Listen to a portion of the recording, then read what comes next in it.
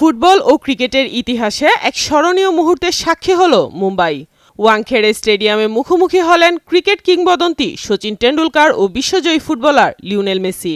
হাজার মাইলের দূরত্ব ঘুচিয়ে দুই মহাতারকার সাক্ষাৎ রীতিমতো উন্মাদনা ছড়িয়েছে ভক্তদের মাঝে। এশিয়ার অন্যতম ব্যস্ত নগরী মুম্বাই ও লাতিন আমেরিকার রোজারিও, দুটি ভিন্ন মহাদেশের প্রতিনিধিত্ব করা এই দুই কিংবদন্তির মিলন ঘটে ঐতিহাসিক ওয়াংখেড়ে স্টেডিয়ামে। গ্যালারি জুড়ে দর্শকদের উচ্ছ্বাস ফুটবল ও ক্রিকেট ভক্তদের সকল বিভাজন দূর করে দেয়। দুই কিংবদন্তির সাক্ষাতে উপহার বিনিময় পর্বও ছিল বেশ চমকপ্রদ। সচিন তার স্বাক্ষরিত ১০ নম্বর জার্সি তুলে দেন মেসির হাতে, অন্যদিকে মেসি তুলে দেন বিশ্বকাপজয়ী স্মারক বল।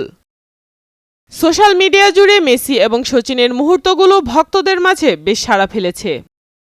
এটি ছিল মেসির ভারত সফরের দ্বিতীয় দিনের আয়োজন। শেষ দিন দিল্লিতে সফর শেষে নিজ দেশে ফিরে যাবেন আর্জেন্টাইন এই তারকা।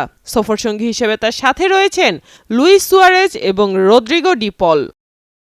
সাইমা আক্তার, নয়াদিগন্ত।